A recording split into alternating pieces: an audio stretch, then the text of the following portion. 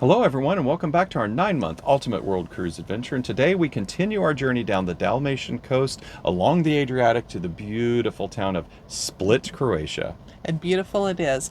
Welcome to Living Phase 2.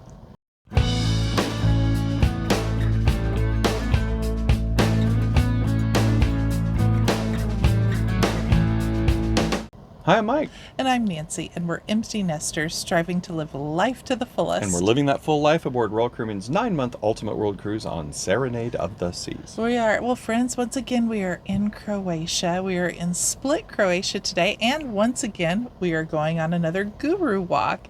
And as Mike had explained in the last video, a guru walk is where you have a guide, but you don't necessarily pay the guide. You tip him at the end what you feel like they're worth. So it's a great way for them to, I think they make really good money Yeah. on these walks. They sometimes the groups do get a little bit large in size, but you know what, our guide was very good. He did a great job showing us around.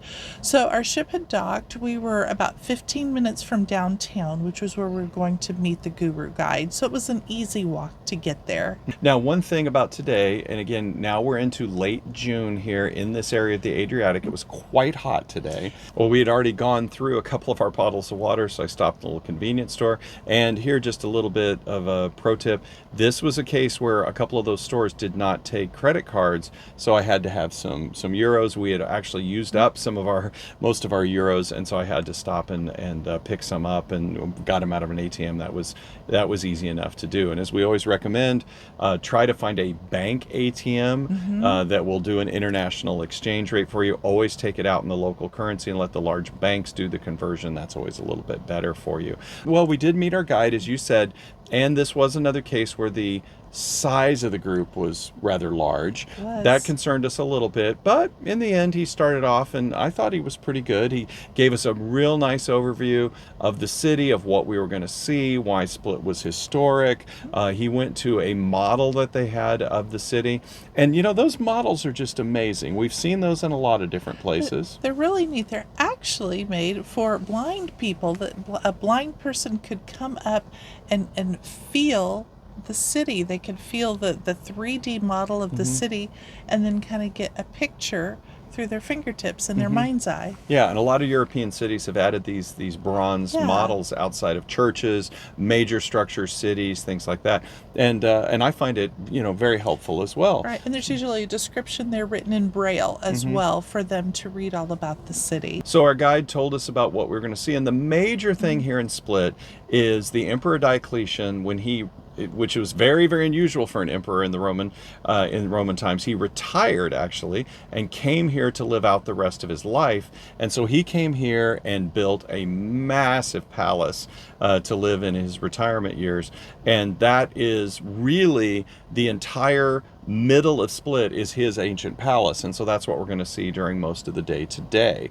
Well, we left that model, went across the street. There's the gates of the palace are there, and immediately we went down below the palace into kind of the structures down below, the arches and pillars that were down below the palace. Well, the interesting thing was the people of Split over time had just been using that as a garbage dump. Sewage was down there. Well, it's not down there anymore. I mean, although I think some of it has not been cleaned out. They have removed quite a bit of it. They have to be careful as they remove it, because all this garbage, all this sewage has actually held up some of the foundation of these structures. And so as they remove some of this, then they have to go and put in some support structure as well. But the area where we were at was nice and clean. Yeah, they had cleaned it out. Well, in fact, our guide said his family has lived here in Split forever. And what did he say? He was 40 some years old, and his country name has changed 5 times because Croatia was part of Yugoslavia, and it was part of, and it's just, he's had 5 different passports in 40 years, and they always have a different name on it. And he remembers from his mother back when that was still sewage and garbage, and when they very first kind of discovered it and started cleaning it out. And so yeah, they're doing a lot in this area with all these amazing Roman ruins here to start to preserve them, to restore them, to go in and make it a really good thing for the tourists to see. But one of the things I like about touring Roman ruins in Croatia is you're still allowed to really get up close, to be part of it. Like I said, the people of the city are living in the Roman ruins. They are, you can rent an Airbnb in this palace. Yes. In the palace. Yeah, one of the old, apartments of Diocletian, you can actually stay in an Airbnb. So very cool. Yeah, it is. You get much closer here than you would actually in Rome or Italy or other places. And so it was a good place to tour if you really want to see that. In fact, after we came up from the underground area, we were in a courtyard area, and there is a Sphinx there, and that Sphinx is 3,500 years old. It was brought over from Egypt, and it's right there. I mean, it's not behind glass or anything. You're just in awe to see something that old. Yeah, right there in front of you. And of course, this is where we as tourists, it's our responsibility to make sure that we are taking care of these places too.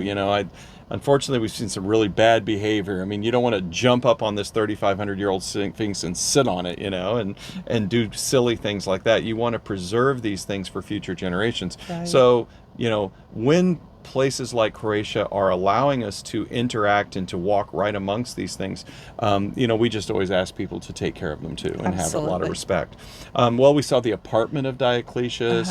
We walked through that. He described how it would have been laid out, what was there, and then we walked on out. We looked through the city.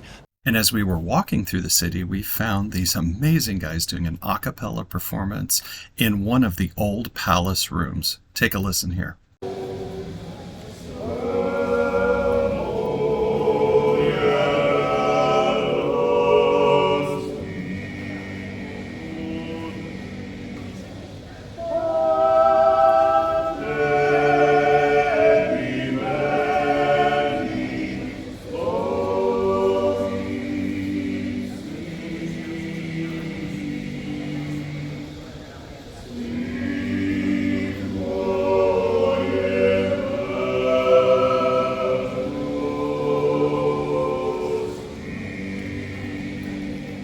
But then we went out the back gates of the city, and we saw what is one of the more famous statues in Croatia.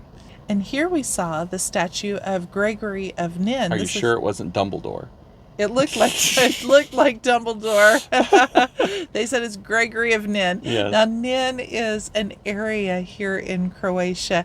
This is a 28-foot tall statue. He was a bishop, and he wrote the Bible in the Croatian language before it was really allowed to be translated into these different languages. Yeah, so he became very famous for that. But yeah, you can see the statue itself. A lot of people call it the Wizard of Split and all this, but it actually is the Bishop of Nin, Gregory of Nin. So it's an interesting statue, the way he did the fingers and everything. But well, we left that statue, walked around, and there's some beautiful fountains. Yes, those were very pretty. Well, at this point, the tour was over, and it was time for lunch. Our guide recommended a place for us, Settle Sorel, and it was a delicious pizzeria. We've had some great pizza lately. Yeah, no, it was really good. And the nice thing about, to be honest, about a pizza place, you can usually get your meal a little faster. And it's not usually quite as expensive as some places. Yeah. So that was really good for 5 of us, and I enjoyed that a lot. Well, after that, it was a hot day, and I think you were ready to I was done. Yes, I was hot and tired, so I headed back to the ship at this point, but you stayed on. Yeah, I did. Wandered the city a little bit. There were 2 reasons. One, I wanted to see the treasury of where they had some of the relics and things like that from ancient Rome, from some of the Catholic structures here. However, I went to go get the tickets to go into the treasury, and the ticket office closed for an entire hour. So I would have had to wait a whole hour to go get tickets. And then after that, there were tons of people waiting to get tickets. So then it would have been a huge crowd. And so I kind of passed on that. But I did go and walk through one area that was famous for being one of the filming locations for Game of Thrones. Mm-hmm. And I saw the street where they had filmed some of Game of Thrones there. And I was thinking about our trip tomorrow, mm-hmm. because tomorrow we're going to Dubrovnik.